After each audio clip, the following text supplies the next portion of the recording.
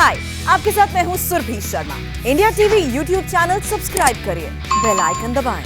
तो अफगानिस्तान से आ रहे वीडियो डराते हैं, मगर देश की सियासत ने आज एक धमकाने वाला वीडियो देखा। कल तक फ्रीडम ऑफ एक्सप्रेशन के लिए ट्विटर की तारीफ के पुल बांधने वाले राहुल गांधी आज उसे अंजाम भुगतने की चेतावनी देते नजर आए। राहुल और उनकी पार्टी का ट्विटर अकाउंट अब तक लॉक है। बीजेपी मजे ले रही है कि राहुल की राजनीति तो ट्विटर से ही चलती थी, अब वो करेंगे क्या? आखिर 2 महीने में राहुल गांधी का ट्विटर से प्यार तकरार में कैसे बदल गया? हमारी ये रिपोर्ट देखिए। 2 महीने में रंग बदला और 2 दिन में ढंग। ट्विटर बंदी के बमुश्किल 30 घंटे गए और राहुल गांधी के बोल बच्चन एकदम बदल गए। कल शहीद की तरह सामने आए, इंस्टाग्राम पर गर्व से कहा, हाँ मैं गुनहगार हूं, मगर शुक्रवार को जो राहुल गांधी सामने आए वो ट्विटर को अंजाम भुगतने की धमकी दे रहे थे। उन्होंने जो कहा पहले वो सुन लीजिए। By shutting down my Twitter, they're interfering in our political process. A company is making its business to define our politics. And as a politician, I don't like that. This is an attack on the democratic structure of the country. This is not an attack on Rahul Gandhi. This is not, simply shutting Rahul Gandhi down. I have 19, 20 million followers. You're denying them the right to an opinion. That's what you're doing. So this is not only patently unfair, they're breaching the idea that Twitter is a neutral platform. And for the investors, this is a very dangerous thing, because taking sides in the political contest has repercussions for Twitter. Rahul को Twitter का मौजूदा action देश की राजनीतिक प्रक्रिया में दखल लग रहा है।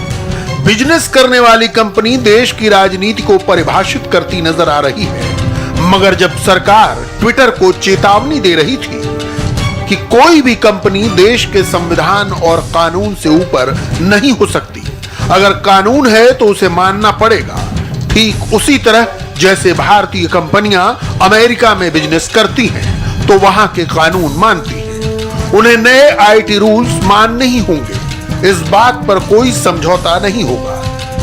तब कांग्रेस के लोगों को सरकार बनाम ट्विटर की तनातनी में रस आ रहा था। जब तत्कालीन आईटी मंत्री रविशंकर प्रसाद का अकाउंट ट्विटर ने घंटे भर के लिए लॉक कर दिया, तब शशि थरूर जैसे कांग्रेस नेता, जो खुद आईटी मामलों की संसदीय समिति के अध्यक्ष हैं, बता रहे थे कि कॉपीराइट्स को लेकर ऐसा मेरे साथ भी हो चुका है।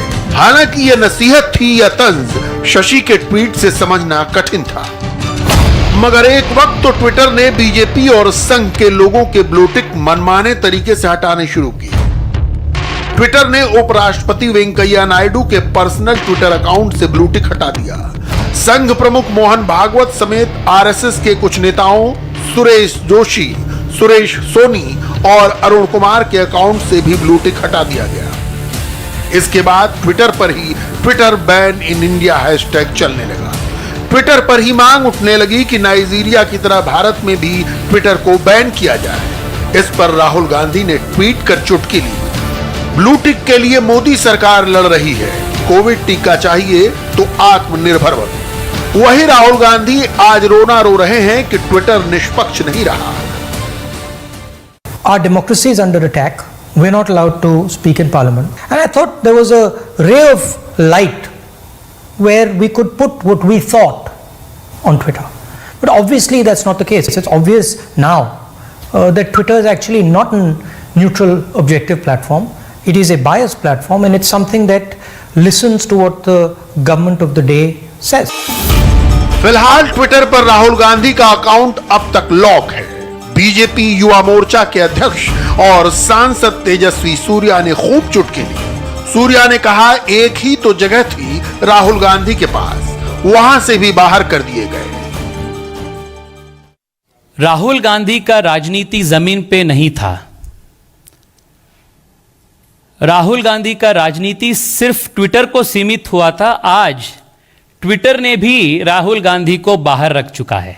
राहुल गांधी जी ने ऐसे एक महिला की परिवार का प्राइवेसी और रिस्पेक्ट को तोड़ दिया।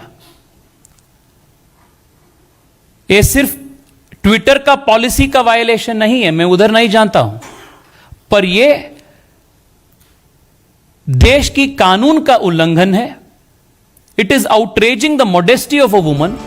ट्विटर पर लॉक होने के बाद राहुल गांधी ने सोशल मीडिया के दूसरे मंचों का सहारा लिया। इनमें इंस्टाग्राम और फेसबुक शामिल हैं। इंस्टाग्राम पर उन्होंने एक पोस्ट डाली जिसमें कहा गया कि डिजिटल दादागिरी नहीं चलेगी। मगर फिलहाल तो खतरा राहुल के इन अकाउंट्स के भी लॉक होने का मंडरा रहा है। इसकी दो वजहें हैं।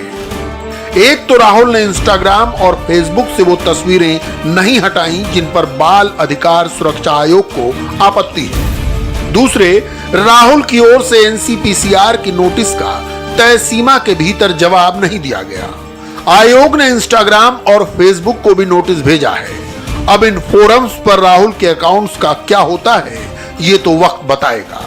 मगर कांग्रेस एक रणनीति के तहत भी ट्विटर पर हमलावर है। हालांकि उसका निशाना ट्विटर के बहाने बीजेपी और मोदी सरकार है। अगर हमें ट्विटर की ज़रूरत है, ट्विटर को भी राहुल गांधी जैसे बड़े नेता की ज़रूरत है। और ट्विटर को ये नहीं समझना चाहिए कि हमारे पास दूसरे प्लेटफॉर्म्स नहीं है सोशल मीडिया में, पर ये एक प्रिंसिपल की लड़ाई है। ट्विटर को ये स्पष्टीकरण ये समझाना होगा कि क्या कारण है कि बीजेपी के नेताओं ने जब रेप विक्टिम्स के नाम दिए, आपने कोई कदम नहीं उठाया, इस बार ही उठाया। और सामूहिक बहिष्कार होगा कि नहीं इसका निर्णय हम एक साथ लेंगे और वक्त आने पर आपको ज़रूर बताएंगे। लेकिन आपको लगता है कि ऐसे किसी डिसीजन से फ़ायदा हो सकता है? क्योंकि बार बार कांग्रेस पार्टी की तरफ से कहा जा रहा है कि ट्विटर एक प्राइवेट कंपनी है, उस पर सिर्फ सरकार का दबाव है। तो क्या ऐसे में कोई भी डिसीजन इस तरह का लेकर के एक मैसेजिंग कांग्रेस पार्टी देना चाहेगी? देखिए, ट्विटर तक मैसेज पहुंच चुका है। अगर राहुल जी चाहते तो वो उस ट्वीट को हटा के रिस्टोर कर सकते थे। ये मैसेज तो ट्विटर के पास चला गया है। अगर ट्विटर इस देश में ऑपोजिशन पार्टीज सब ट्विटर को बॉयकॉट कर दे तो ट्विटर क्या सिर्फ मोदी जी का हैंडल चलाएगी? तो ट्विटर की क्या हैसियत रह जाएगी इंडिया में, इन द लार्जेस्ट डेमोक्रेसी? ये ट्विटर को भी सोचना चाहिए। कांग्रेस के इन हमलों का जवाब बीजेपी की सोशल मीडिया सेल के हेड अमित मालवीय अपने तरीके से देते हैं। वो ट्विटर पर कांग्रेस के दोहरे रवैये की याद दिलाते हैं। कुछ दिनों तक यही कांग्रेस पार्टी ट्विटर की राजनीति कर रही थी। आज ट्विटर के आधार पे अपने राजनीतिक हैसियत को खड़ा करने का प्रयास कर रही है। जब इसी ट्विटर ने भाजपा के कई नेताओं के ट्वीट्स को ब्लॉक किया या उनको मैनिपुलेटेड मीडिया टैग किया, तब ये ट्विटर की वाहवाही कर रहे थे। अब जब इनके ऊपर कार्रवाई हुई है क्योंकि इन्होंने जो काम किया है वो गलत है, तो ट्विटर और सरकार पे दोषारोपण हो रहा है। ये कैसी राजनीति है? और राहुल गांधी को क्या लगता है कि देश की जनता देख नहीं रही है कि क्या हो रहा है?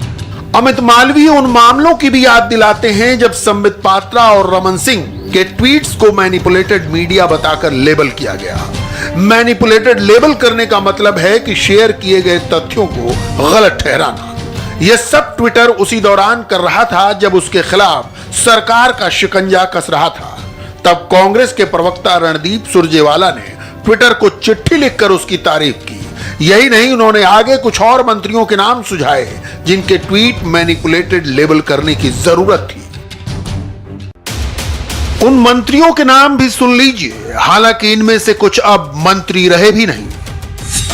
पीयूष गोयल, स्मृति ईरानी, रविशंकर प्रसाद, प्रहलाद जोशी, धर्मेंद्र प्रधान, रमेश पोखरियाल निशंक, थावरचंद गहलोत, डॉक्टर हर्षवर्धन, मुख्तार अब्बास नकवी, गजेंद्र सिंह शेखावत, शांडिल्य गिरिराज सिंह। इतना ही नहीं, जब दिल्ली पुलिस ने कांग्रेस के कथित टूल किट मामले में पूछताछ के लिए ट्विटर के दफ्तर पर दबिश दी तो कांग्रेस के प्रवक्ता ने इसे अभिव्यक्ति की आजादी पर हमला बताया था और उल्टा चोर कोतवाल को डांटे वाली कहावत पर कस दिया।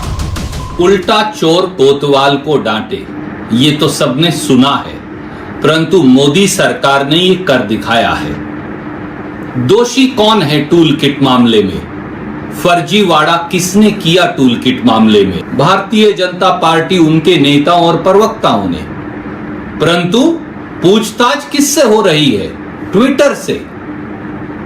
रेड होनी चाहिए भारतीय जनता पार्टी के कार्यालय पर, मित्रगण, परंतु पूछताछ हो रही है ट्विटर से। नोटिस दिया जा रहा है ट्विटर और कांग्रेस पार्टी को। इसे कहते हैं उल्टा चोर कोतवाल को डांटे। तो ये है कांग्रेस के काया बदलने की पूरी कहानी। मगर काठ की हांडी बार बार आग पर नहीं चढ़ती। हालांकि चित भी मेरी पट भी मेरी की सियासत की आदत पुरानी है। इधर ट्विटर ने एक आंतरिक फैसले में अपने इंडिया हेड मनीष माहेश्वरी को वापस अमेरिका बुला लिया है। माहेश्वरी 2 साल से ज्यादा ट्विटर के इंडिया हेड रहे। अब वो ट्विटर की रेवेन्यू स्ट्रेटजीज एंड ऑपरेशंस के सीनियर डायरेक्टर की भूमिका में होंगी। उनकी तैनाती अब सैन फ्रांसिस्को में होगी। इसके साथ साथ माहेश्वरी ट्विटर के न्यू मार्केट्स पर भी ध्यान दें। जाहिर है ट्विटर का यह आंतरिक फैसला है जो उसके बिजनेस से जुड़ा है, मगर कब इस पर भी राजनीति शुरू हो जाए कहना मुश्किल है। हाय, आई एम सुरभि शर्मा। खबरों से अपडेट रहने के लिए India TV YouTube channel subscribe करिए, साथ में बेल आइकन जरूर दबाएं। जुड़े रहें इंडिया टीवी के साथ।